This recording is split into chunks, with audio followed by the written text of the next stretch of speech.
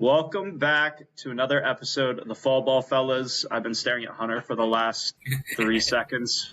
I feel sad now that he didn't interrupt me. Dude, that should have been your Because thing. I'm not gonna lie, I listened to one of the episodes where I did that, and it sounds dumb.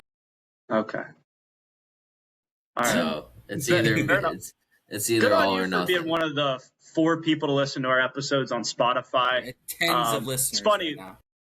We've literally reversed in views on Spotify and YouTube, but we have more of a visual component now, so it makes sense. So we're not just talking, we're actually showing stuff on the screens.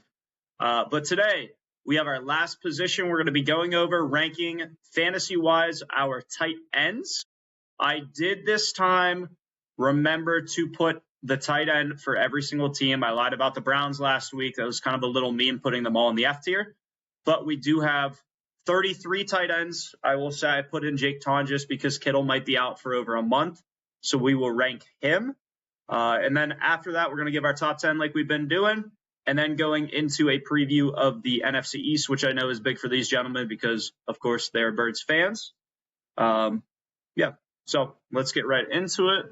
Share my page like normal, and we will be ranking this like we have the last 3 episodes. Let me double check how this looks. Perfect. And let's go. I talked about him a second ago. Jake Tonjes, hot and heavy. I added him last. How do we feel about him this coming fantasy season? Listen, he's been a sleeper dog for me. Whenever George Kittle is out, he fills in for George Kittle rather well. He was a touchdown takeover. Whenever he would come in, he would get like a touchdown a game, filled in for George Kittle. I think he's a solid B tier. I really do. I think he could start for another team, but he's a great backup for George Kittle. I would, if we're going based off of fantasy, I guess he's like a D or an F because he's behind George Kittle. But as a player, when he actually plays, I think he's like a B, maybe A. I was going to piggyback off that, Hunter. From what I've seen, he's a great player. Definitely has, a lot of upside to him in terms of like excitability to draft him. I'm going to be like, yeah, I would take him as like my second tight end. Kind of like hey, I know I'm going to start him for the first 3-4 weeks, and then when George Kittle's back, like I have to. I mean, I could see like a handcuff kind of thing where like I'm sure he's not really getting drafted too high from what I've been seeing, and then George Kittle is going in like this drafted at all. Probably he's like 7th, 8th. Like George Kittle is still getting in like the 7th, 8th round still, knowing he's I'd really only I would only ever draft him like in the 17th if he's like there. I'm not taking him any higher.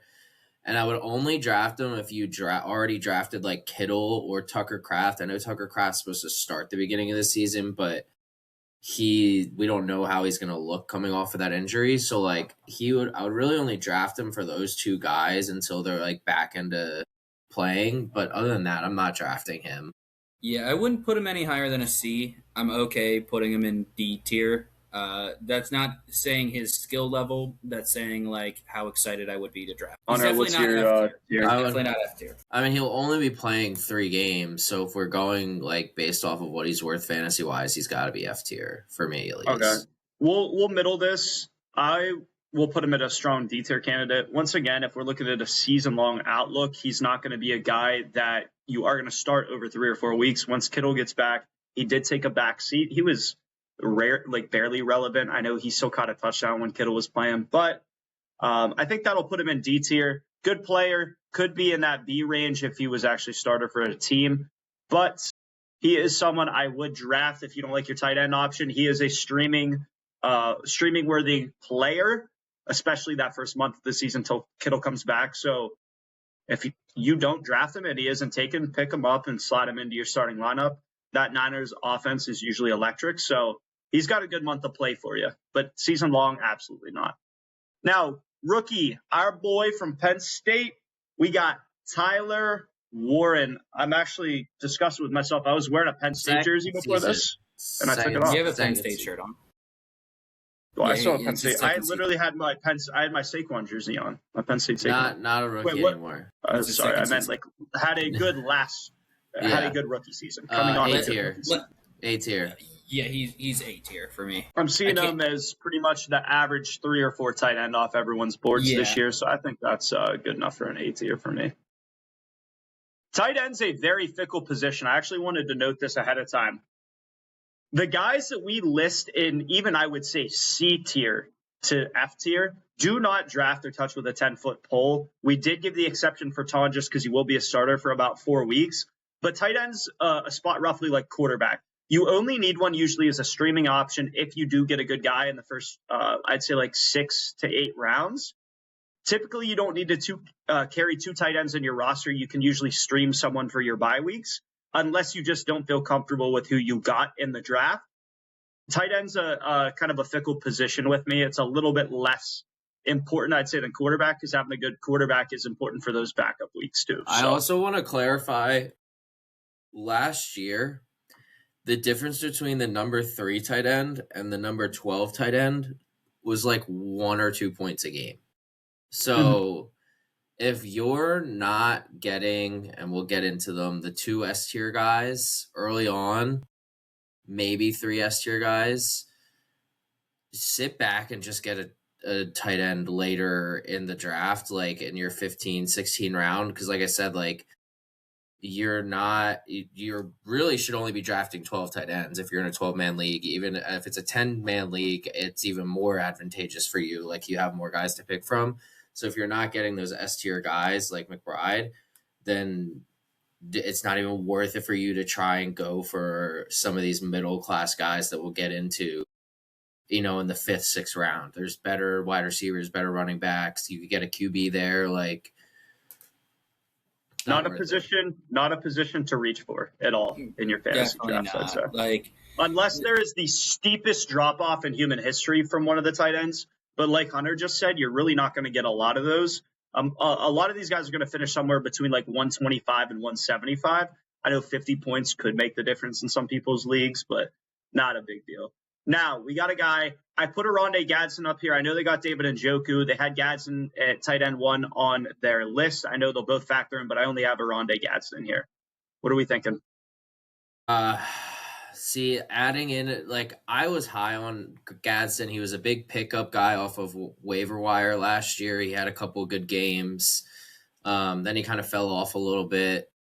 But the adding of the 1 year of Njoku's a beast. So I definitely think he's going to be taking some fantasy value away from Gadsden. I'd probably put, fantasy-wise, Gadsden in like a C tier.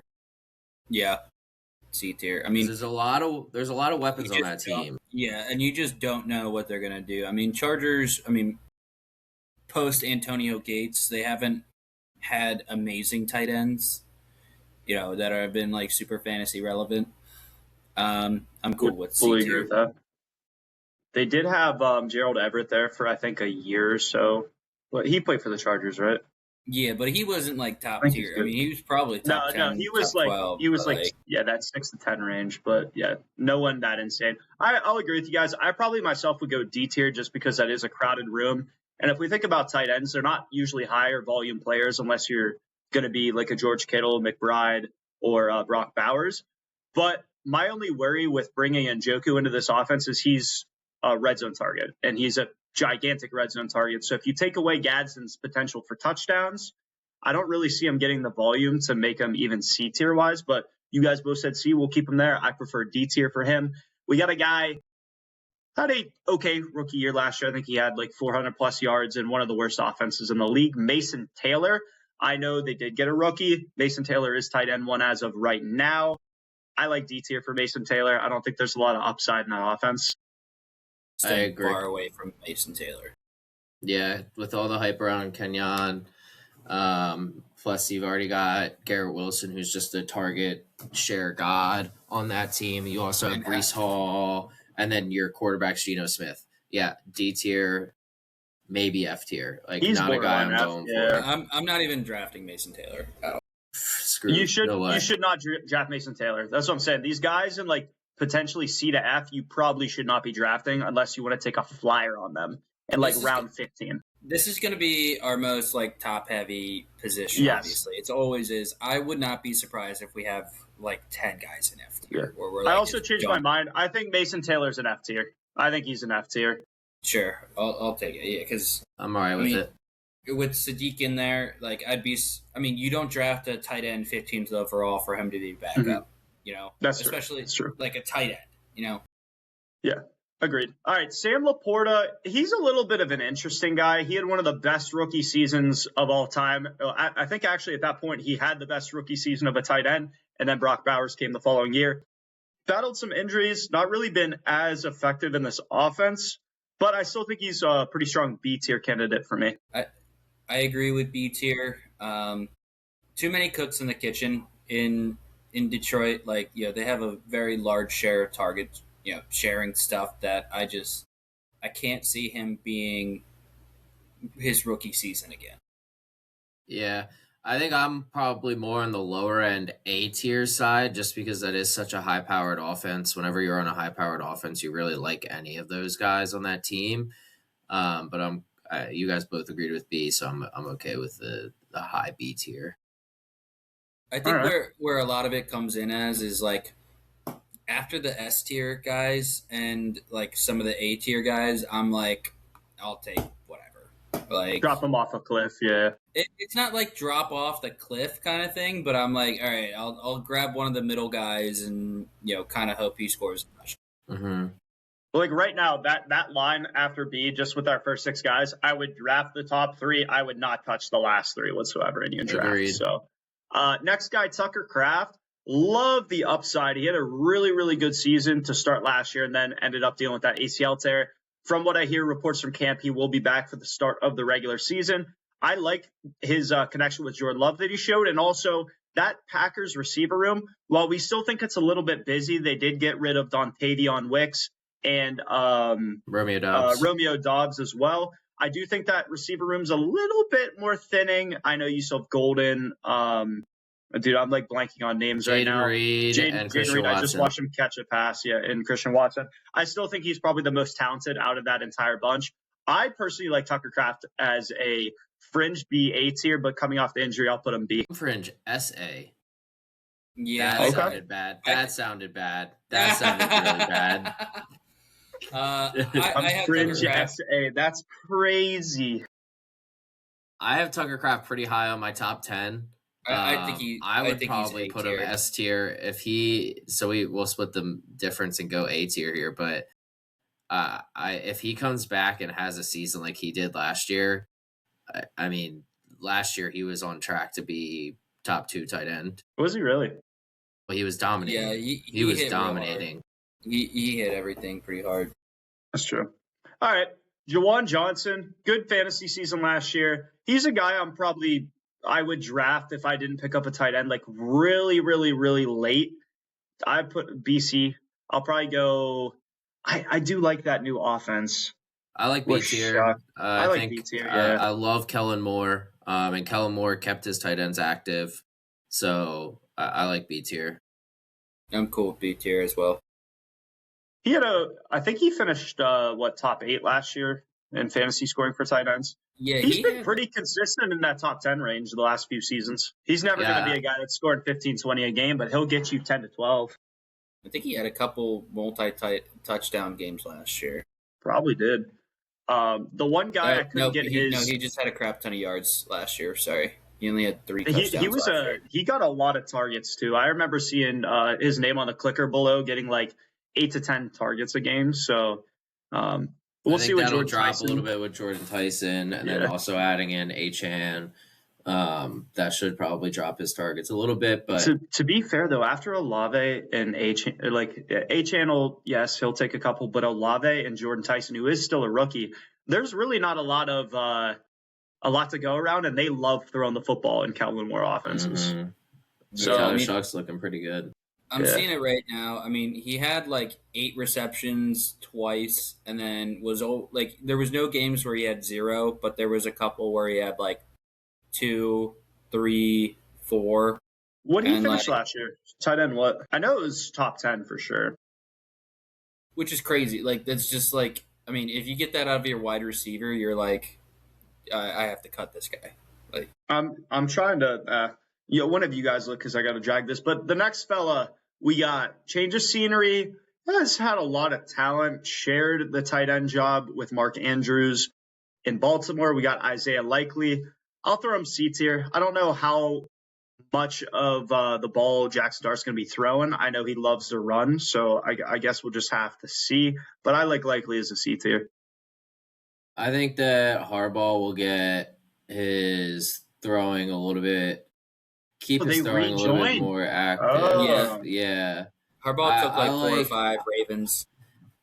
I like Likely B, C tier. I'd probably throw him in B tier. I don't know. I imagine he's going to be the number 1 guy over Theo Johnson. Although Theo Johnson didn't have like a terrible year. He was a guy you could stream last year. Yeah. Theo had minimal upside though. Yeah, I think he's definitely going to be the guy. I don't know. I probably would put Isaiah Likely B, C tier. B tier, he definitely has a possibility of breaking out. I mean, he had Mark Andrews in Baltimore, and they were kind of running a lot of 2 tight end sets. And now that Harbaugh brought him to, I mean, he clearly brought him to New York for a reason. Am I putting him B or C? B. All right, we'll throw him B. All right, cool. Next gentleman, another rookie. We had 3 of these guys on this list kind of show out as rookies. We had Tyler Warren, Loveland, who we'll get into later, and Harold Fannin Jr. Easy A tier for me. He's the best receiving option in that offense, and especially I personally believe if Deshaun Watson's their quarterback, I think Harold Fannin could have a blow-up spot this season. I like Fannin A tier as well. I have him on my top 10. All right. Here is my second F tier. This was one of the easiest ones of the list. It's not that I don't think he's a talented fella, but Cam Ward's not really a great NFL quarterback yet, and the Titans are kind of a dumpster fire right now. Gunnar Helm's an easy F tier for me. I'd probably agree with that. Yep. All right. Don't touch Gunnar Helm, guys. Once again, keep your eye on the waiver wire. Some of these guys could obviously pick up as the season goes, and it's not necessarily who you draft.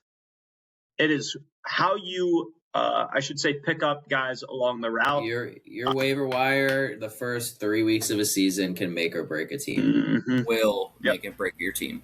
Just think of Puka Nacua was a waiver wire. Aronde Gadsden was a waiver wire where he had those big 3 games back to back to back. I remember back in 2014, Odell was my waiver wire. 2015, you had Devontae Freeman waiver wire. I know I'm going kind of back in the day, but like there are some studs out there that you can gain access to if you pay enough attention. Do you guys remember the Roto World app? It used to literally give you the full updates of like everyone in fantasy. Gas. It was gas. All right, TJ Hawkinson. B tier. He's got the skill set. Yeah, he had like a great season. What was it, like 2 or 3 seasons ago? And yeah, I still think it's there. B tier. Yeah, we both said B tier, and you just threw up C tier. Oh, that's because that's where I want him. But whoops. It's hard because I'm literally listening to you guys, and then in my head I'm like, oh, C tier, and then that's just where I put him by accident. He just hasn't looked the same since his ACL tear. He looks slow. He doesn't look like he's got the same hands and athleticism that he used to. Maybe Kyler Murray can raise his floor a bit. I know it's going to be better than last year no matter what, hopefully. So I guess we'll just see. Got another F tier here. Carolina Panther. You guys know who that is? Tommy Tremble. Yeah, I'm good. Yeah. We hear you. All right. Here is someone that I think he looked really, really good last year. I think he's only going to look better. Tua has actually clicked really, really well with some tight ends on some past teams. Kyle Pitts. I know he's the meme of every league, but he's fringe S for me, to be honest with you, this season. I think that offense. I don't think fringe S, but I think A. I don't think fringe S, but I think he's A.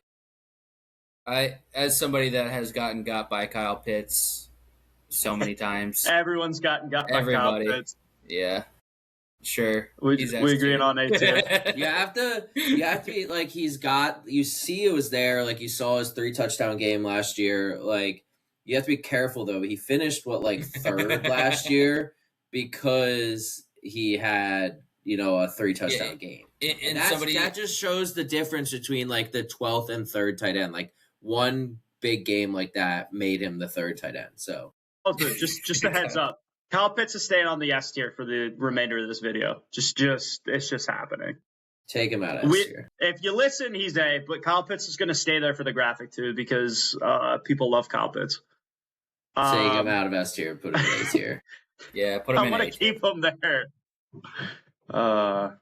You guys stink. All right, Mike Gesicki, he's a D tier for me. There's still a little bit of upside in the Joe Burrow offense, but can't go higher. They don't use their tight ends at all. They're blocking. Yeah, I would go D tier. I tried to stream him last year and 2 years ago, but no. He's actually the guy I met when I was dancing in Thon. Super nice guy. Talked to me for like 10, 20 minutes, but he just. You guys remember his gritty 3 or 4 years back? Coming out of Penn State, his Penn State years were legendary. He was so dang good, and he can jump out the gym. He was really good. Yeah. Unfortunately, what is this? His 3rd team? He was on.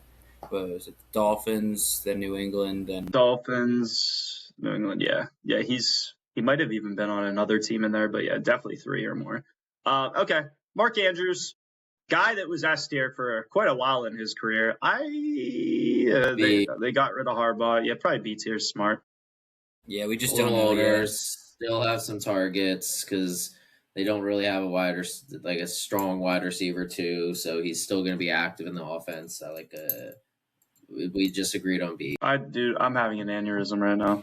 I got to be honest. You know what threw me off there is I thought Kyle Pitts was still an S. When I saw Kyle Pitts, I'm like, okay, that also makes no sense. All right, Travis Kelce. I'm just gonna I haven't even had a drink today. I've been drinking these diet polar sodas, so this is just naturally me, I guess, today. Travis Kelce, though, where you guys think he should be? B tier. B tier. One of the best receiving tight ends of all time. Top 3 easy, but it's almost old Yeller time. Yeah, it is old Yeller time. I don't think so quite yet. I think he could still get one more because he still finished in the top 3 for tight ends last year. So no, he didn't. Yes, he did. He was the 3rd tight end. I'm almost PPR. You just said Kyle Pitts was. Kyle Pitts was 2nd. I'm pretty sure Travis Kelce was 3rd because it wasn't Brock Bowers. He was hurt most of last year. You guys can double check me on this. I'm almost certain he finished top 3, and if not, it was top 4. I'm not capping on that. I was surprised when I looked at it because I've been looking at last year. And he was like 8. Well. Tight end 3 in 2025. Yeah. That's crazy. Yeah, he was tight end 3. He was 5 points ahead of Tyler Warren. Yeah, wow, he was. Holy crap. Yeah. So I don't think his legs are gone yet, to be honest. He's not going to be the guy that's getting you 300 fantasy points in a year. I still think he's A tier personally, but. Yeah, but with Rashid back fully and healthy, he's going to be the guy. But who else brought in Kenny to throw the ball to? That's why he's B tier, because he's going to still get some targets, but he's not going to be that main target like he was. That's fair. Okay. All right.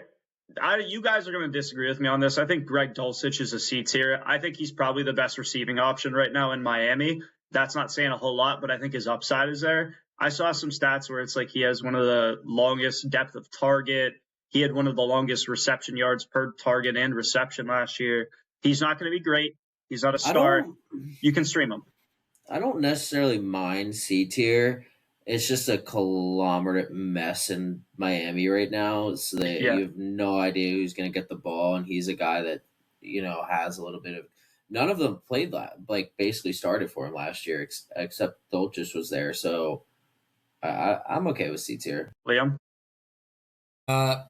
Yeah, sure. C tier is fine. I mean, I'm not drafting him. I don't think anybody. Do you take a flyer on him? After week 1, sure, but we lost Julian. We lost him. I'm back. Weird. All right, on to the next. This is the thing with tight ends is A tier. This is the thing with tight ends is there's 12 that you care about, and then fantasy wise, there's like none that are the rest of them. They're just not relevant. Did you say And A tier for Goddard? yeah, He's a B tier. If I've ever seen a B tier in my life. We're biased on the I've got show. it What? A finishing. tier. A tier. He's gonna be Guys, tight come end. on. He's still gonna be active over the middle. He's going to be active, but the only reason he even scored top 10 last year, which I'm pretty sure he barely hit top 10, was because his He was touchdown 7. percentage was insane. He's not going to get that same, whatever. I'm not going to argue. I'm arguing with Says Eagles you. fans about it. Eagles player, it's a losing battle 100% of the time. All right, George Kittle. I'm going to put him S tier because we're taking his fantasy into account when he's playing. George Kittle is an S tier. I was gonna throw him A tier because he's not gonna have the full season. He's an And I S tier really- guy I if respect he that. has a full season. But if you're going total fantasy season, listen. I will not argue if we put him S tier. I mean, the dude's If he were to miss beast. more than like 3 or 4 games, I would put him A. But because he's only going to miss less than a quarter of the season, I actually really like him in my S tier. We lose Liam again. I think so. Yeah, Okay. I my- saw a little movement. I just had to change over to my neighbor's Wi-Fi. Shout out Barksdale. Yeah, no, my That's Wi-Fi crazy. will just randomly cut out like once a day, and it's the most annoying thing ever. Could see why that would be annoying. Oh, all right. Did I? Okay, he's gone. All right. Bye, Liam. Well, all right, Hunter. We're just going to keep doing this till he gets back. So, we can throw him S tier. all right, Kittle, S tier. We're going to need some space and some A and B tier. All right, Freiermuth, C tier for me. C tier.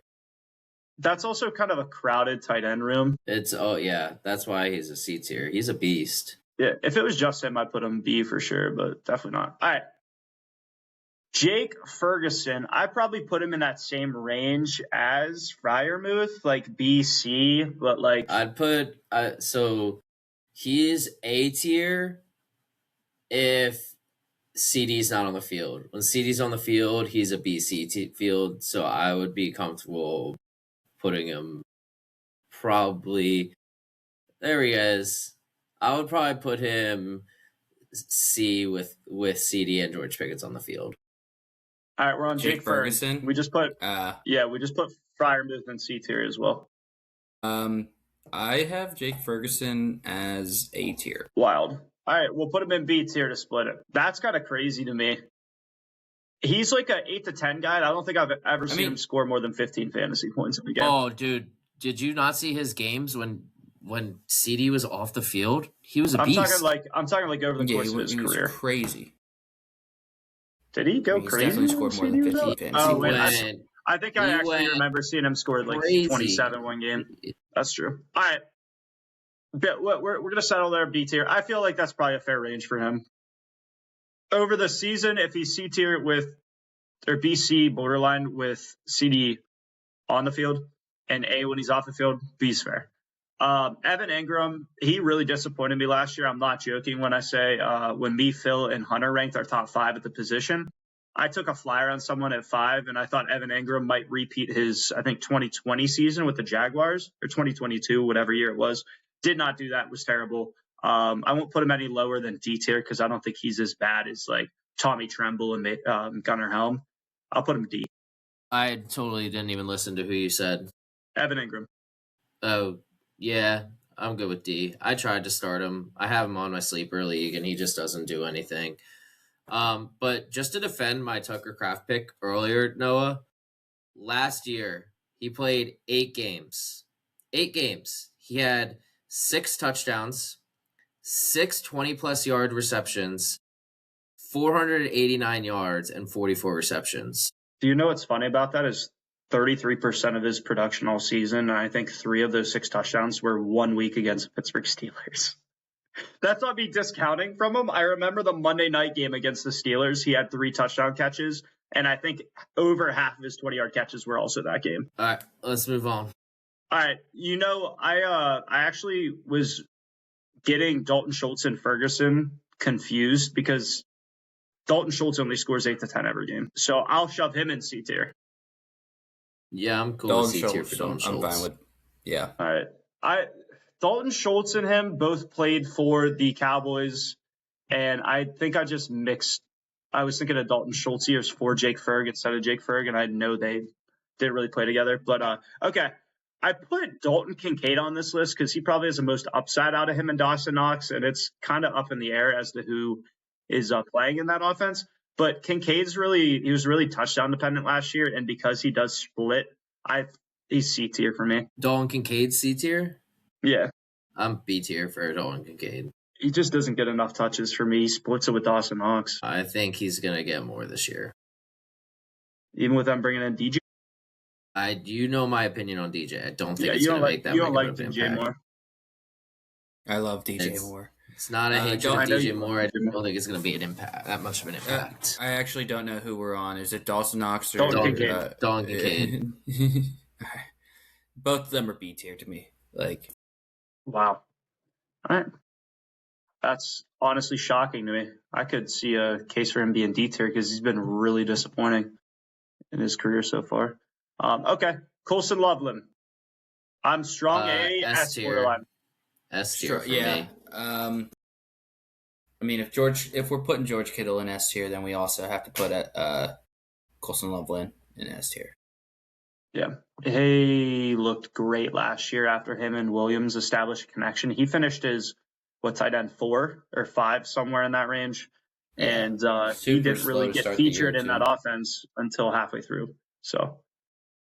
All right, next guy, Colby Parkinson. He's not garbage. I'll put him in C tier. Yeah, good touchdown. Just put every single Rams tight end in C tier. Like they have like 4. Higbee's not there anymore. I don't think. I don't know where Higbee went, but I didn't see him on the depth chart when I was looking today.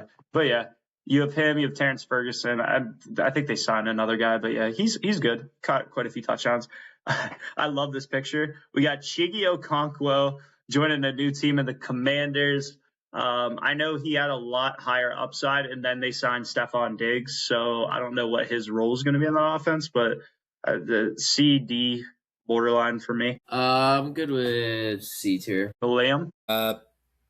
D tier. I'm going to land with D. We need more guys in there. And also, I don't know what his role is going to be. He's a talented freak of nature on the football field, but like outside of like half a season with the Titans, has he really done much in his career? No. Zach Ertz was streamable last year as like, the Commanders tight end, but like I can't imagine. Yeah. Zach Ertz is a free agent, by the way. So if he gets healthy, a team could sign a good veteran presence. He should just retire. He's what? He should just retire. He said he's coming back. 32.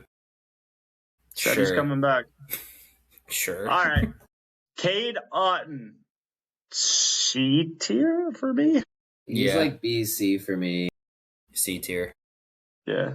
Not a lot of upside for him. He's a good guy in that offense. I mean, he should take a uptick in catches next season with Mike Evans leaving, so there might be some upside there.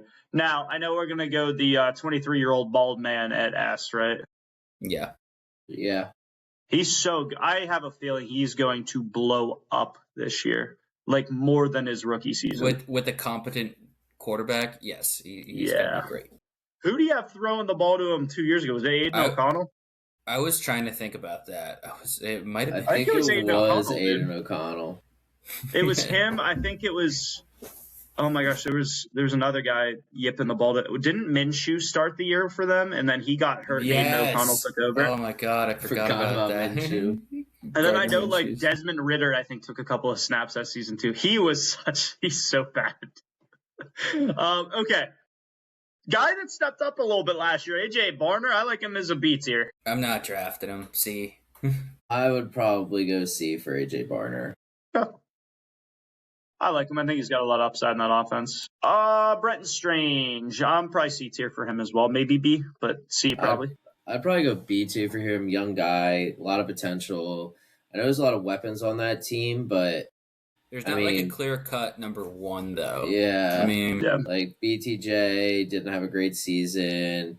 They added Jacoby in. They got Parker Washington, who's, I guess, technically labeled their one, but the way that you just said that, I'm even more on C tier because I think that's just too stacked of a team. Like, you draft him at the end of the, at the end of the draft as like a flyer guy that you can cut by week 2 or 3 if he hasn't done anything.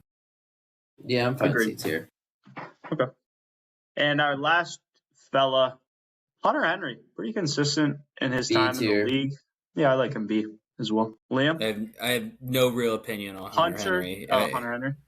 Yeah, Okay. he just sure. He's Mr. Reliable, to be honest. Like, he's good for he had a good year, I guess. Like, yeah, he just gets a couple yards. I don't even know. He's never a guy that splashes. I think he's regularly finished top 10 in tight end his entire career, but he probably has never finished top 5. Like, he finishes 6 to 10 every year.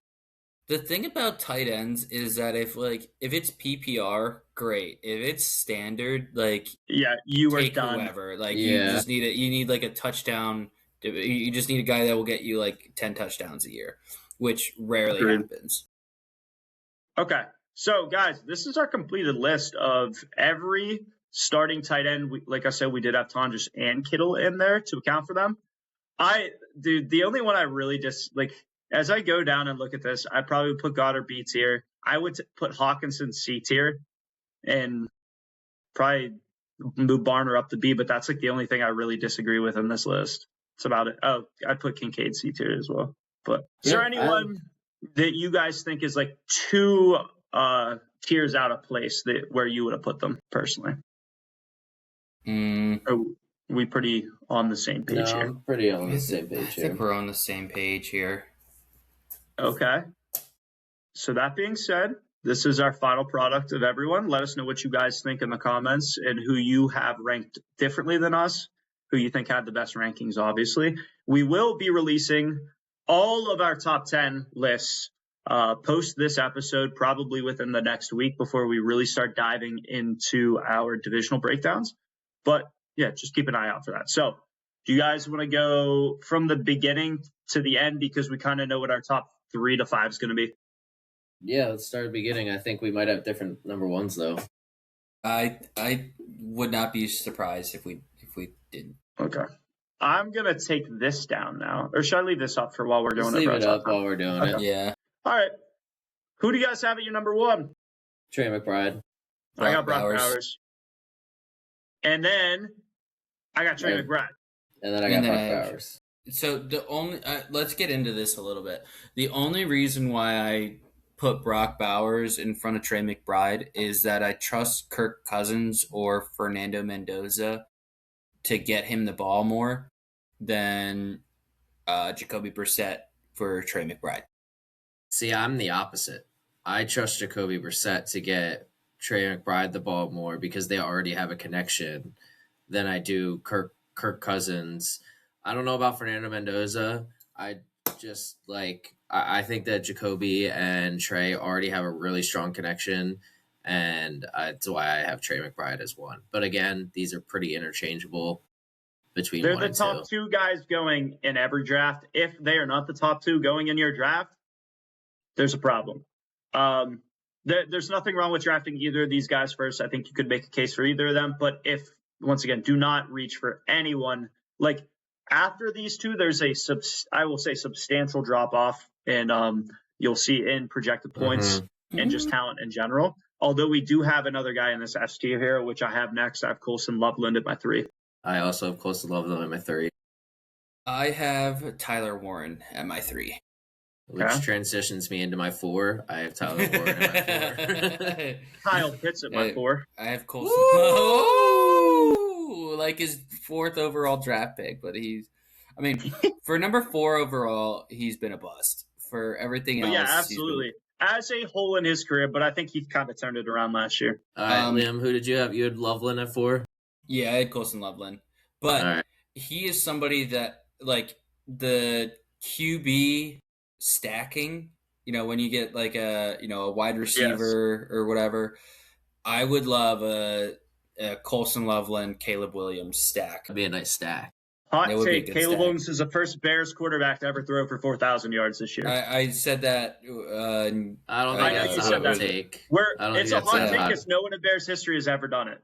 That's a hot take. That's not a hot take. He's going to do it this year. A hot take is what other people disagree with. Yes. And I think a lot of people agree that Caleb Williams is good. My standing on the table take was Caleb Williams will throw for 4,000 yards this year, barring injury or a major injury. I think he could do it in 16 games. What do you guys think? I'm going to see if I can find this. What do you guys think his over-under is? Caleb Williams?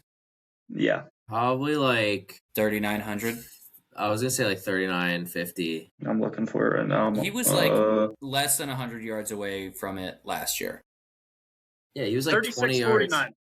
Wow, I'm hammering that over. Wow. Yeah, I'm going to take that too. Funny enough, guys like Joe Burrow and Dak are set right at 4K. I mean, Drake May, 3,800. I mean, if Joe Burrow doesn't throw for 4,000 yards, the Bengals are going to get the number 1 overall pick. Like, yeah.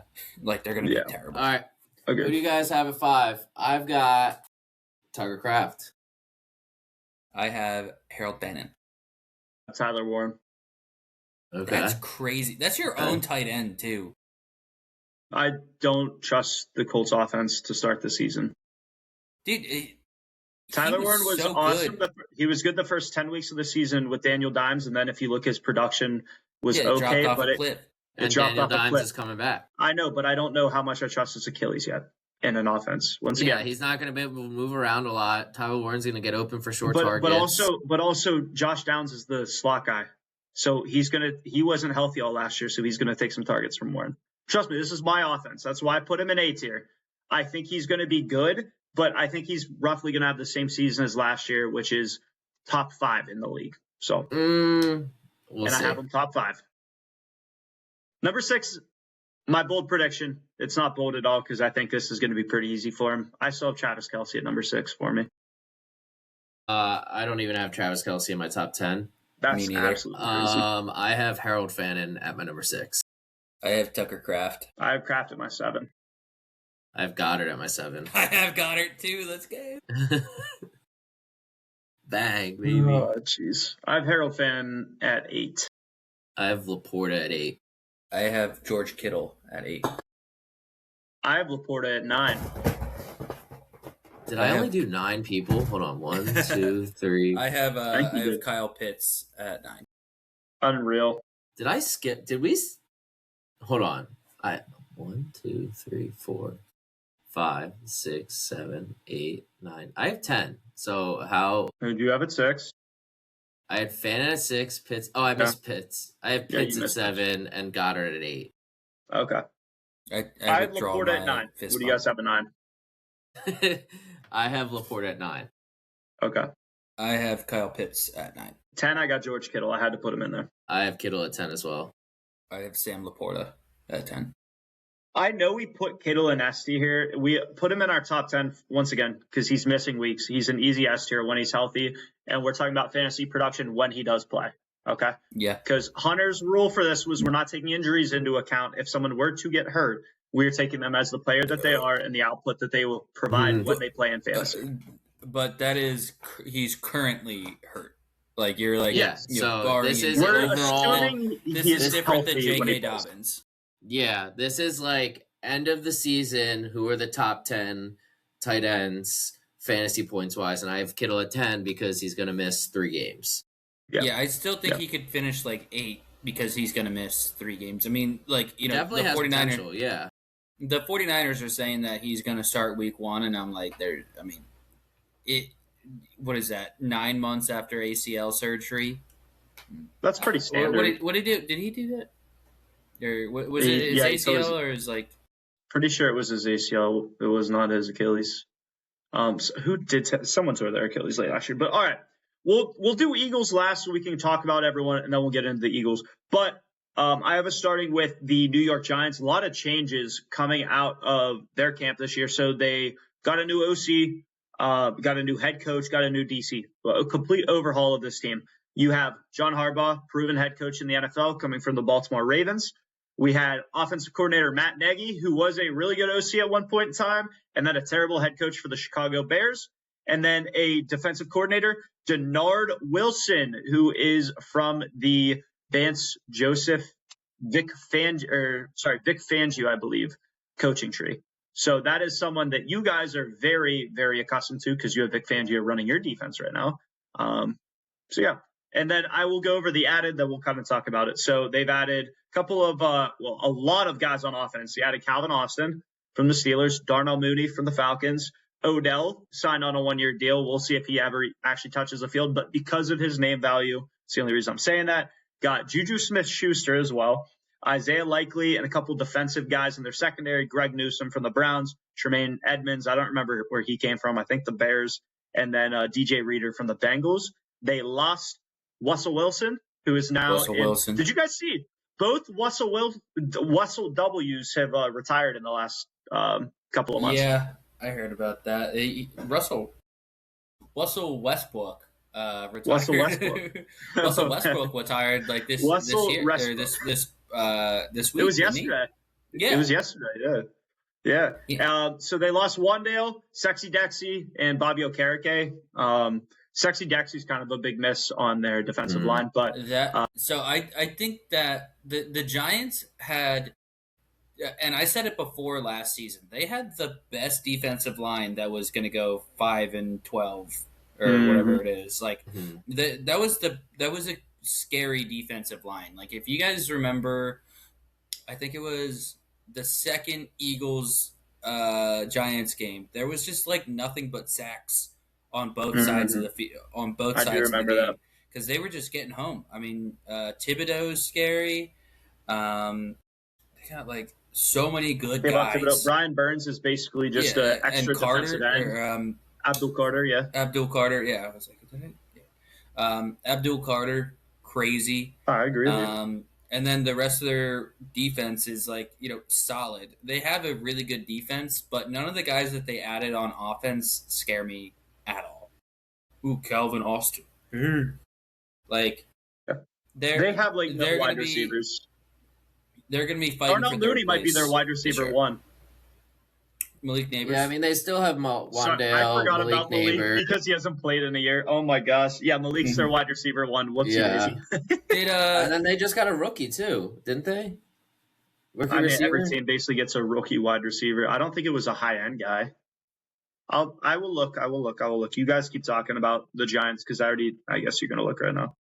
Listen, I think that Malachi Fields is who they got.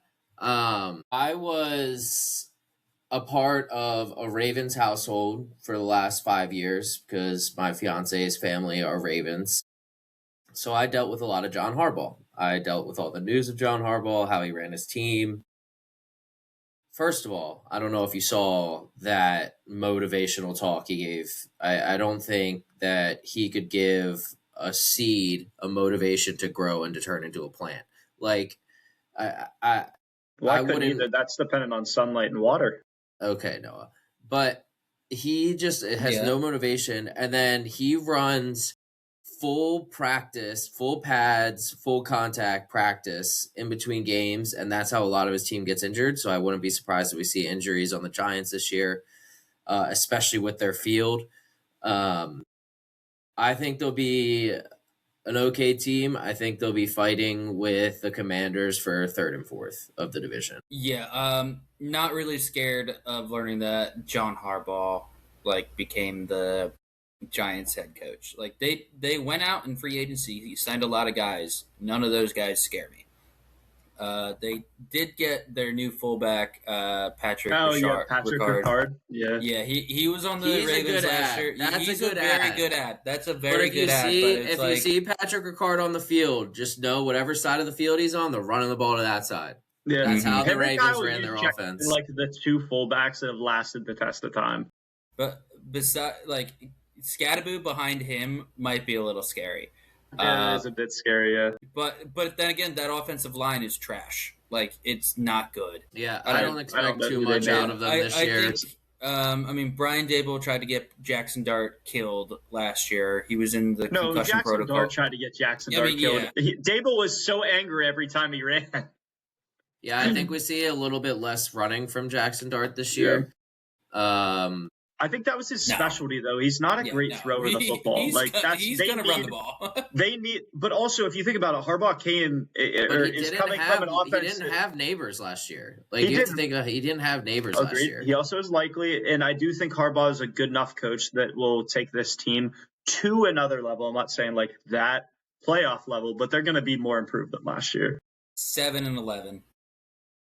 They play Yeah. 17 Sorry, games. 7 buddy, and so 10. 7 and 10. 7 and 10. Okay. Sorry. I see them fighting with the Commanders, I- which we should just transition into next. Do I see we them are we doing fighting our as over unders third, at the end fourth. of every team, or like No, we'll just do all them at of the them end of the Okay. end. Okay. So, yeah, we'll get into the commies here. I'll do my spiel about everyone that was hired, and then we'll talk about how we personally feel about it.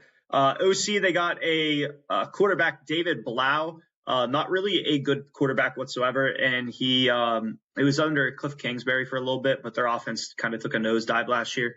Yes, Jane Daniels was hurt, but he still didn't look too good as an OC. And then they got a guy named, if I'm saying this right, Durante Jones. He was the past Vikings defensive back coach and pass game specialist. The Vikings, if no one knows this, was This is their DC. sneakily one of the best defensive coaches. It wasn't just a defensive coordinator in the entire league. That team last year had so many interceptions, and they got better every single year he was coach. Vikings they were sneakily one of the best defenses in the Yeah, because league. we gave them freaking Isaiah Rodgers. That made me so upset. I know. In terms of additions, player-wise, we have Rashad White. They got De'Ami Brown, Chiggy. They did add, like I said, Van Jefferson. Stephon Diggs. They added Van Jefferson. Laramie Tunsil. You guys remember gas mask Laramie Tunsil? Good, Yeah. honestly, offensive tackle. But I didn't fact check this. I'm pretty sure he's out for the year. I think he suffered an injury in camp. He tore his tricep. Towards tricep. So he is out. They got Adafe Owe on a massive signing from the Ravens. Kieson, who was a really good pass rusher for the Patriots last year. Akil Witherspoon, Nick Cross from the Colts, and then Amir Roberson from the Lions. So they made a lot of pickups on. Did you say Debo? No. Debo's back Debo. with the Niners. Debo's on the Oh, Niners. he is on the Niners. You're right. I'm sorry. They got Debo I last thought year. he signed with. Sorry, Yeah. 2025 episode. They got Debo. I thought that you're right. I just remember his 1 year deal, and I thought it was back with the Commanders, but it wasn't. So right. they lost Debo. It was Diggs. That was who it was. Yeah, that's okay. They lost Debo, Yeah. Zach Ertz, Austin Eckler on the offensive side, all kind of aging guys. And then on defense, they lost a bunch of other aging guys, Marshawn Lattimore, Bobby Wagner, and Von Miller. Bobby Wagner was still kind of balling out at linebacker, but did make a lot of additions this year. I think they'll be better than last year, obviously, with hoping Jaden Daniels is a little bit healthier and him snapping his arm was one of the worst injuries I've ever watched, like live. That was so bad. He shouldn't even have been playing in that game. It was crazy how much it lined up with the Alex Smith injury. Yeah. So insane. Like the exact yardage, the exact time in the game, the exact week of the game. Like it was the juju of that was crazy. I actually do like some of their signings. I think Rashad White will add to that running back room. I think that you could see him jump up to be that RB2 very quickly and get active in that pass game. I also like the signing of Stephon Diggs and Chig. I thought Chig was going to have a much better season before I saw the signing of Stephon Diggs because Stephon will take a lot of that short game away from Chig. But I like those signings. I think that's a pretty decent offense. That's why I actually think they'll probably finish 3 and the Giants will finish 4. My God. Aller's first pass is going for an 80-yard touchdown in the preseason. Oh, I'm watching it right now. 77-yard catch and run, or it's like 65-yard catch and run. I have the game on. I'm about to watch it. Oh, you're behind right now? Turn around. Let me see it. Turn your screen around. It was a 15-yard pass. That's too bright. It was a good throw. See. Defender slipped. I can literally see it. He was short of the touchdown. I can kind of see it. No, that's what I said. He got tackled short. Wet Jen. Caden Weechin, he was a return specialist for Iowa last year. I am a college ball knower. So Commanders should take a step up next year. Very happy. I literally just turned this on because I was like, I wonder if Aller's going to come in. And I know they said he was playing with Caleb Johnson. And I checked. Caleb Johnson got a rush earlier this time. But I want Drew Aller to succeed so much and prove all the haters wrong. His footwork on that drop back looked perfect. Mike McCarthy is a QB guru, though, so he should be able to do a little bit. I drafted him in 2 of my sleeper leagues, so You I did. would love if he will be the starter next year. Yeah, that's why I drafted him. He will be very good. Yeah, we're on the basically Commanders, commies. Sorry. I think if we see Jaden Daniels go back to his rookie season, he's a very good quarterback. Not better than Jalen Hurts, but he's a very good quarterback. Yeah, I don't think you could say anyone in this conference or this division is better than Jalen Hurts technically, because that's right. They don't have that Cowboys fans. That's a certified. Cowboys fans. Clip it. They don't have a Super Bowl. That's going on social media right there. Why? Because that's going on social media right there. Yeah, get ready to learn viral, buddy. That's going on social media. Can't wait to see all the captions. These guys have no idea what they're talking about. They don't know football. Okay, has Dak even won a playoff game? He's won like 2. Did he? He's won 2 or 3. Yeah, I think he has 2 or 3. Was it back with Dez though? They won. It was like in 2020. They have one. They won one. They had a bye and they lost to the Packers that year. Who was QB when they had that really bad game against the Lions? They got some BS pass interference call against the Lions and beat them in the playoffs. Yeah, that was Dak. And then they lost to the Packers because Dez dropped it. No, that was. Yeah, I don't remember that. No, that was that Romo? Who was it that caught it on the sidelines from Aaron Rodgers? Jones. Probably Cobb. No, it was Jones something. No, James Jones. It might have been James Jones. Caught it on the sidelines, and then Mason Crosby hit it in from like 45 yards. Let's see. We're on the Commanders, though. Yes. We keep getting sidetracked. Yeah, so we can move off. No, I got something to say about the Commanders. Their 2024 season was a lot like the Bears in 2025, where I'm looking at their results from 2024, 2025 season. They had 9 wins that were 1-score games. And then they also lost. I mean, I guess you can technically count the Eagles game where they lost like 26 to 18, but they scored in like a BS last second touchdown that technically made it a 1-score game. That wasn't a 1-score game. I mean, they were 9-4 in 1-score games. So they were like the 2025 Patriots, where they just had such an easy schedule and they just ran through. They also had such a crap schedule too. I mean, and then as soon as they played a good team, they get blown out. Yeah, I'm looking at it right now. It was 55 to 23. No, I have that memorized. Yeah, that was not a close game at all. That was first play of the game. Didn't Saquon run for a 75-yard touchdown? It wasn't first. No, they went up 3-0 on us. It was our second or third drive. They had a 15-play drive, and then the second we got the ball, Saquon ran it for it was like a 50. Yeah, that was where he had that crazy juke, where he had a spin out in between 3 of their guys on the sideline and cut inside. Oh my god! I remember I was at the Eagles bar in Baltimore, and I had texted all my cousins. I was like, "Can't wait for this." It was like a 60-yard return or touchdown from Saquon on the first play. And I was just standing up. I was like, he did it. And then I cut my finger on the table, and it was just bleeding so bad, and it ended up getting infected. But that was an amazing game to go see. That was just the best game that I've watched in a very long time, besides the Super Bowl, because that Super Bowl was 0. The first half I was a little shaky or whatever, but I was like, yeah, we got it. After the dagger, it was best. By the way, Noah, I saw my team win a Super Bowl when I was over the age of 21. I saw cool. My team win too. I just saw Drew Aller run for a touchdown in his first preseason game on his 4th play. Did you see the pass before that? That was a fine pass. The guy just dropped it. It was an okay pass. And that was talking about Commanders. That was 80% on that was talking 80% on the tight end, 20% on Drew Aller, 20%. All right, yeah, commies were over with. Let's move into the fun teams of the division. Cowboys.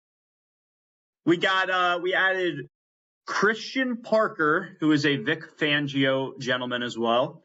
We added Rashawn Gary on defense, D. Winters, Kobe Durant, and PJ Locke, and they lost Miles Sanders, Jadeveon Clowney, Logan Wilson, who retired after like 7 or 8 years, Dante Fowler, and Donovan Wilson. So they really were quiet in the offseason, didn't pick up any big names, and didn't like they add a few guys on defense, don't get me wrong, but that's where they needed to improve because they were offensively one of the best teams in the league last year. So I know Jerry Jones has been hinting at a big trade over the last couple of weeks. Who it's for, no idea. If they go after like a Max Crosby, maybe we'll see. Max Crosby would kill me. They need to add to that defense for sure. They're basically the Bengals at this point with a little bit of a better defense than the Bengals.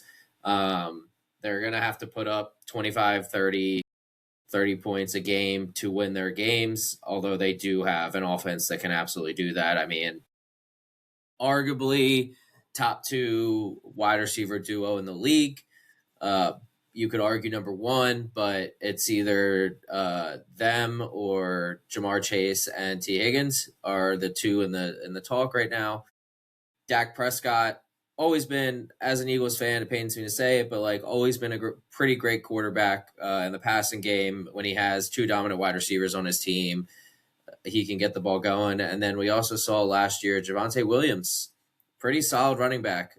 He didn't get the love that he's getting on the Cowboys when he was with the Broncos, but he's been doing pretty well last year with the Cowboys. So they have such a high-powered offense. Not worried about their defense at all. So their offense is going to have to drive them same way the Bengals do. Yeah. All right, Liam, I'll listen to you talk about the Cowboys this time. Perfect. Thank you. I mean, I'm just looking at their schedule right now. I mean, they have the Giants and the Commanders to start the year, and then they played the Ravens and the Texans. Then Dude, the Bucs, no way. Drew Aller just ran the ball back for a pick 6. But no, like, I mean, do they scare me? Not too badly, like a little bit. We always split with the Cowboys. They always play us tough. We always play them tough. Like it's always kind of like a toss up between the two of us. Where we kind of separate ourselves is like we beat the better teams. Like the Cowboys, the Cowboys are the James Franklin of the NFL. Where there's so much hype around the Cowboys. And then they never beat the teams that they're not supposed to beat. Like whenever they're an underdog, it's just not there. They got the rematch with Micah Parsons and the Packers. What is that? Is that a Thursday night game? October 10th? No, that's a Sunday night. They got the Bucs on a Sunday night or on Thursday. Excuse me. But like, I mean, we played the AFC South this year. I mean, they have the Texans October 4th. That's a win for the Texans probably. I can see them making the playoffs. Like they're almost definitely in the playoffs as a wild card, but like they're not going to go anywhere. Like it's the same old Cowboys. They're fringe wild card every year for me. Yeah, like I mean they're going to lose to the 49ers. They're going to lose to the Rams. They're going to lose to the Seahawks. See, they're going to win. Like we're going to say, they're going to win one of those and then lose a dumb game. Like they play the Ravens this year, but it's in Dallas, which is annoying. Like I can almost see like the Cardinals beating them that game because that's just like what the Cowboys do. Like they almost play to the same level as like the inferior team. Like I love that the Cowboys are our rivals because they are the easiest team to hate throughout America. Not even just saying that as an Eagles fan. Like if you talk to like Ravens fans, because I live in Baltimore, or if you talk to Steelers fans, and if you talk to like really any team, they're always like, "Hey, F the Cowboys." Like if I'm talking to a Giants or a Commanders fan, it's so easy to just find common ground because we're like, "Yeah, I hate the Cowboys," and I'm like, "Yeah, I hate the Cowboys too." You want to talk about about that? How awful they are. I will be investing in dementia like research just so Jerry Jones lives longer. Like I hope that that man lives forever. The second that man dies, the Cowboys might actually be relevant, but until then they are not going to a Super Bowl They haven't been. They're the only team in the NFC that hasn't been to an NFC Championship game in the last 16 years. Longer than that. No, they've been. It's been since 1996 for them. They are just so easy to hate, and it's every year they're like, "Oh, this is our year. This is our year," and it's never their year. And it's like that in the NFC Championship game. That is why they are my favorite rivals because I'm making a clear and cut statement here. It's been commonly known that this is true for the last 15 years, but I'm ending it officially here because when I say it, it's official. They're not America's team anymore. They were America's team because of a stupid TV deal back in the day. They are not America's team. Mr. Liam, I pick on you. Pick me. So the Steelers were originally offered to be America's team, and they turned it down. So the network went and took it to the Cowboys, and the Cowboys said yes.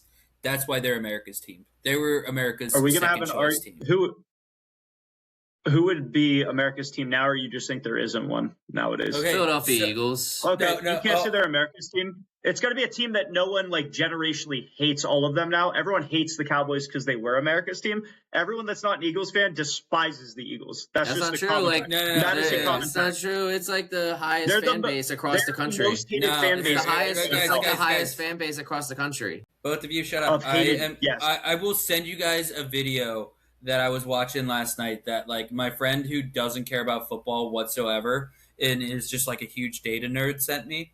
It's a guy by Matt Forrest, and it says, I asked 27,990 people which NFL team they support or whatever, and he found that 33% of the people that live closest to each NFL stadium are fans of that team.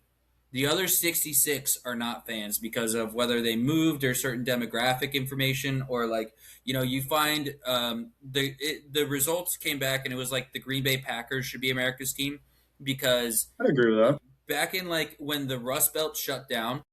I'm sorry, it was the Pittsburgh Steelers. My apologies. It is the Pittsburgh Steelers that are America's team because when the Rust Belt shut down, there was a bunch of hey, we need workers for AC units and HVAC systems in the Bible Belt.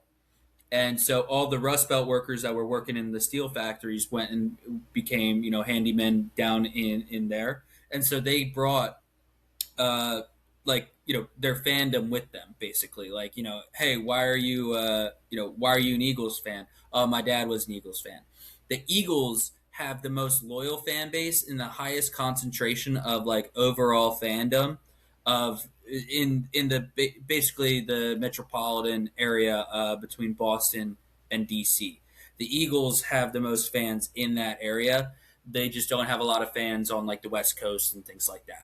It was super interesting. I'm going to send you guys it, and you guys should definitely watch it because I would watch it. Also, where else are you getting that kind of information on a podcast with just I will also say Eagles can't be America's team. It's got to be a team kind of in that middle range because the Eagles are still every statistic that points them to be one of the 3 most hated teams in the league. So if we want America's team, we need a sweetheart. The Lions 2 years ago could have been America's team or 3 years ago, whenever they started not being bad. No, but all right, so what you look for is either demographic ties to it or how good they were. And that's why the Steelers. I'm thinking of it as more of a random Raiders fans is because in the 80s they were good. Yeah, they were and good. Lived in LA, and then it was LA back then. And they everybody that moved out of LA at that time stayed a Raiders fan, and they were that good. And I mean, they've been abysmal since 2002, basically. But still, it's such an interesting video that you guys have to watch it. It's a guy by Matt Forrester. Shout out him. Just send it to us after this for sure. I will. Yeah. Let's move on to the best team in the division. The best team, right. the Birds. Eagles team. Also, Birds. We're running a bit over schedule here, but we'll go over this. Who cares? We're going to talk another 30 minutes about the Birds. Added Sean Mannion, Packers OC, or actually wasn't even the Packers QB coach, but yeah. So they have him as OC now. They added Hollywood Brown, Dontavion Wicks, Dameon Pierce, AJ Epinesa on defense, Jonathan Grenard, which was a steal, Arnold Ebiketie from the Falcons, Tariq Woolen, another steal from the Seahawks, and then Marcus Epps. And then they lost. Did Brandon Graham retire or join another team? Retired. He came didn't back. say he retired. He came back from out of retirement to join the Eagles and then retired. And then he retired again. Okay, Nakobe Dean, and then obviously AJ Brown. So they lost a top 10 wide receiver in the league, but gained some pieces. Top 1 drama guy. I will say yes, time. top drama guy for sure. But Eagles, obviously, you guys have a lot more to talk about. I will talk first because I'm not the Eagles fan. I despise them. They're the best team roster-wise. I will give Howie Roseman his flowers. I don't know how he pulls off half these deals in the offseason. Howie Roseman, number 1 GM in the league. I actually number one with GM how much in all of sports. With how much he's fleecing people, it is. I watch that and I look at him and I'm like, if it's not Jerry Jones and it's actually all these other owners that he's fleecing, he's got to fleece the Titans for AJ Brown. I gotta be honest. He's paying people under the table for these fleece deals. There's no way people are actively making these deals with the Philadelphia Eagles. Is he Nick Sabaning the he might NFL be Nick right now? I don't know what he's doing. Maybe he's offering them some Thai massages or something. I'm not sure. Deshaun Watson with actually this is supposed to be PG. I can't go that far. But yeah, I genuinely think the Eagles have the best constructed roster in this division. Outside of the Rams, they have the best constructed roster in all of the NFC.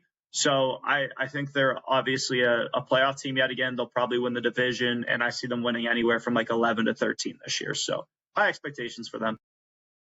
Liam, I'll let you start. I don't even know where you want me to start. I'm gonna, again give Howie Roseman his flowers. Basically, got prime AJ Brown for a 4th-round pick because we traded a 1st-round pick and a 4th-round pick to go get him. We got him, got his prime years, and then traded him for another 1st-round pick. That's in 2028, but I'm actually more excited about 2028 than 2027 for the Patriots draft pick. Huge guy that I really want to hit on is Uwar Bernard.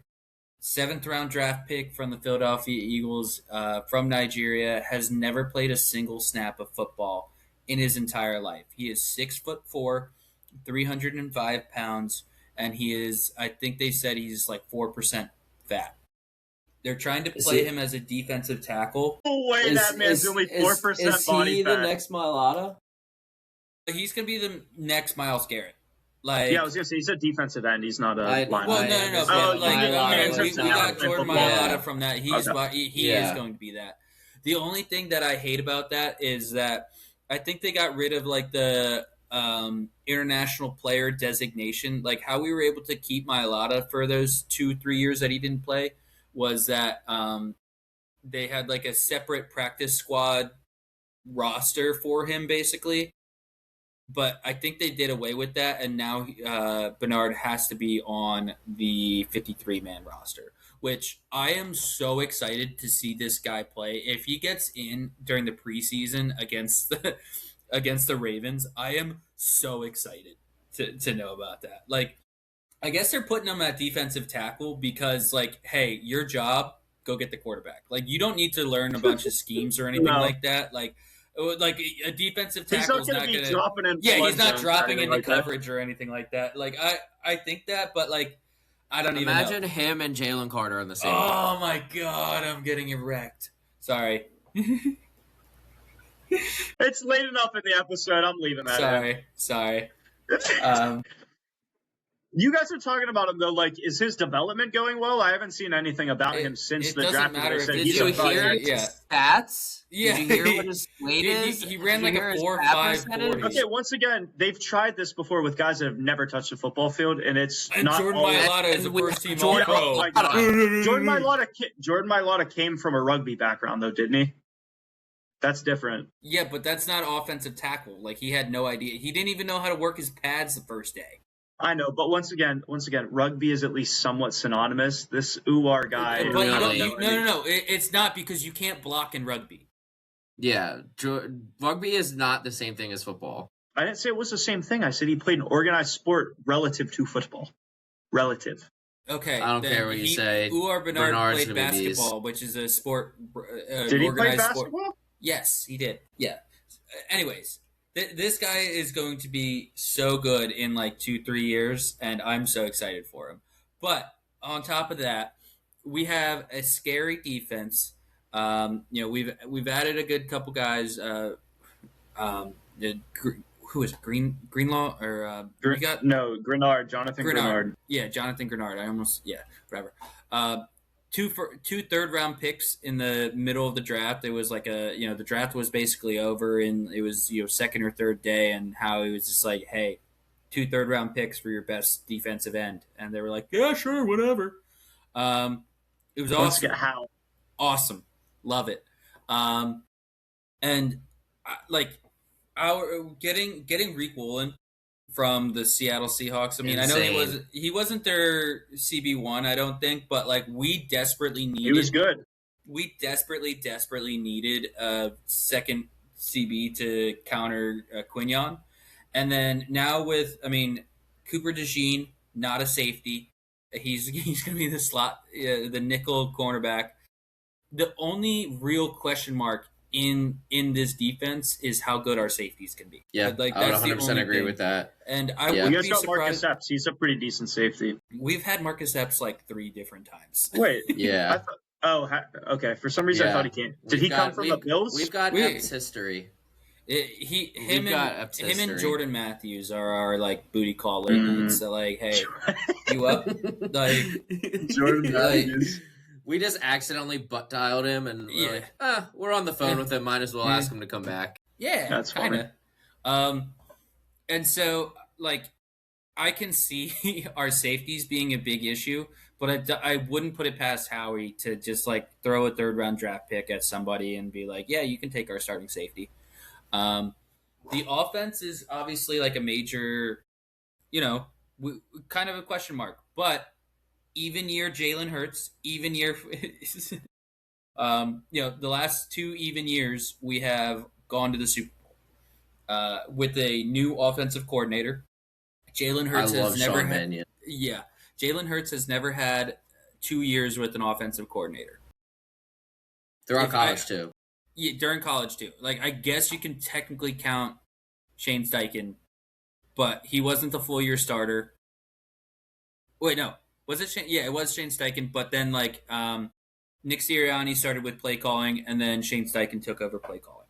Like same thing. He hasn't had a back-to-back like reliable offensive coordinator like Patrick Mahomes has had in his entire career. And each time Nick Sirianni hires a guy, it's bad guy. We hire somebody from outside the organization, good guy. So I'm totally cool. I have all the faith in Sean Mannion. I think it kind of shows in the wide receivers that he's taken. We have Hollywood Brown now. He took Mekhi Lemon, Devontae Smith, Dontavian Wicks. I mean, what does that tell you? We have short, fast guys that are kind of skinny. Yeah, we're not going to be – I guess we need a jump ball guy, but I think that's what Dallas Goedert comes in at. Like, I just don't see us being bad at all. Like, I'm going to jump in here because I'm not going to go on a whole spiel because I think you said everything right. So I'm just going to keep going back and forth with you here. The reason I love Sean Mannion is, and I'm happy we got rid of AJ Brown with Sean Mannion coming in. But who's the Packers OC? What's his name? Now? Yeah, I have no idea who the it last is year. now. no Whatever. idea. I love their style of offense. Spread the ball out. Not a I have AJ Brown and I need the ball every snap of the game. So we have a bunch of guys that we can get the ball to now. And the one thing I love the most is we're going to have Jalen Hurts under center a lot. I think that that's going to be awesome. I think we'll have a lot of motion this year, which is something that you didn't see last year at all. Last year, Aaron, my future brother-in-law would say this to me all the time. It was, the Eagles are so predictive. It's run the ball up the middle 2 times, deep ball to the outside of the numbers. That was our game plan last year. No motion, no motion whatsoever. And so I think, yeah, and it would work. We'd win. Yeah, but like, I love the outlook of our offense this year. I think Jalen Hurts he looks pretty quick in training camp, the videos I've been seeing, so I think he'll be good on his legs again. And I think his passing under center will be a lot better. He is a guy, I think a lot of people sleep on the fact that he can sit in the pocket and throw the ball. So I think we'll get to see kind of, he is a good passer. Everyone hates on he's not a good passer. Guy has the most long touchdown throws in the last 3 years, above anyone else by 10 touchdowns. Since 2021. Since 2021. Yeah, he's 40 touchdowns behind the leader in actual touchdowns thrown over the last. Yes, because 5 years. he runs the football in. Run the ball in, yeah. Yeah. Okay, he still is less than. I'm sorry, Matthew Stafford doesn't run the ball in. He throws the ball to Devontae Adams when they're 2 yards away. Jalen Hurts only ran for 8 last year. Okay, Decline. we also have Saquon Barkley. Decline. That wasn't the stat I was going for. Decline. The point was... I don't like the deep ball accuracy stat whatsoever, because we cherry picked the only quarterback stat that he actually is good in, the only one. That he's dominant in. And wins a Super Bowl stat. Dominant because all he wins does a is QB stat. Wins a Super Bowl. Wins are a team stat. They're not a QB stat. Okay. Do people argue that wins are a quarterback stat? I argue that it's a team stat. People argue this that is not me arguing about doesn't. the Eagles. I don't like glazing Jalen Hurts as a passer when he is not an insane passer. He is a great quarterback. No one said he's an insane passer. That's not the words that came out of my mouth. It sounds like you're glazing him. Come out of. Of course, I'm glazing him, but I'm not saying he's an insane passer. I'm not saying he's Matthew Stafford. Okay. What was your exact terminology? I said he's a good passer. That was the exact terminology that came out of my mouth. I will take good passer. That was but you were glazing literally you were still glazing him. I don't actually think I was glazing him that bad. I could glaze him way more. He will end his career as the best Eagles quarterback of all time, bar none. Yeah, because has Eagles quarterback ever made the Super Bowl more than once? No. Yeah. So. And it's only been 5 years of him? Yeah. So he's probably already the best Eagles quarterback of all time. I have no doubt about that. He's so good. He wins every. This will be. He's made the playoffs every single year. Yeah, this will be his 6th season. Yeah, I did not say he's not a good quarterback. And the one other thing that also gets slept on with Jalen Hurts is his clutchness. If we're 2 minutes left in the game and we need a game-winning touchdown, there's maybe one or two other guys in the NFL I'm picking over Jalen Hurts. Maybe. I'd put him top. I would give him top 5 for clutchness. I'll agree top 3 because I can't. Well, I'll agree with you top 3 because it's not outside of Stafford and Rodgers. Are we talking this current point in time or as their career of current players? This current point in time. There's one or two other quarterbacks that I would. Stafford for sure. And then Mahomes. Maybe. Yeah. Mahomes has done it so many times. Yeah. Mahomes for sure. Yeah. People will come in and be like, well, what about Lamar and Josh Allen? Well, the two biggest choke artists of all time. The biggest choke artists of all time. They are better overall quarterbacks. They have 0 clutch factor, and that's why they probably will never win a Super Bowl. You got to show up when it matters the most, and both of them are, I would call them regular season merchants. So I love Josh Allen, and I think Lamar is one of the best athletic quarterbacks we've ever seen, but I would agree. They're never going to be the greats if they can't win or even make a Super Bowl. It just goes to show, and we got to end this podcast. We're at an hour and a half. But if you go back and watch Josh Allen in the Broncos game last year, at the end of the first half and at the end of the game, he tries to Superman a play, extend something that he should have just probably thrown the ball out, and he fumbled both of them. Didn't he have 4 or 5 turnovers in that game? I don't remember the exact amount of I think turnovers. he had 5, but he... Let's do our over-under. Yeah, over-under, and then let's end it. We want to go... we'll just start at the bottom. Honestly, the over-under goes in order of the teams that we talked about, too. Giants, over-under 7.5. I'll write these down. We'll put them on our graphic. Under. I think literally my prediction for them is 7-10. Yeah, I like the 7-10 pick. All right, Commanders 7.5. I'm going to take the over. I think 9. I think they win.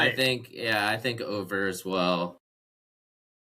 I think we'll probably split with them. I think We'll they beat the Commanders. We'll beat the Commanders twice. I think you could. How about the Cowboys? 9.5. under Oh, over. I'll take the over for that as well. Yeah. Yeah. They'll win 10. Hunter, think you're they on the go- under? yeah, All right. And Eagles 10.5. Over. I think we're probably all going to take the over on that. All right. So the only disagreement's Hunter on the Cowboys there. I think they go 9-7. All right. Fair enough. All right. So, guys, this was, well, also 9-8. We got to remember there's 17 games in a season now. It is literally, I always say 16 games, and I always forget. They also are trying to extend it to 18, by the way. It will probably be an 18-game season within the next 3 years. They already talked about that. That's too much. They're starting about talking a week earlier, playing it, and then It's still getting done at the same time. 95 degrees. Just push it out to February.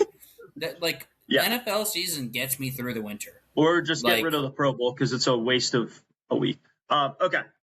Do gotta end this. It's been a long podcast. Appreciate you guys listening. Like always, you guys have been showing us the love on social media. We've been hitting brand new record highs on our shorts. I know you guys love those World games. Maybe we'll try to throw those in during the course of the season every once in a while. I still have 5 to put out for you guys, editing those tomorrow. But once again, tell us how you think these teams are going to do. Boys, anything before we leave? Shout out to the tens of people watching. All that content creators stuff, like, follow, subscribe. I appreciate y'all. Love y'all. I'm out.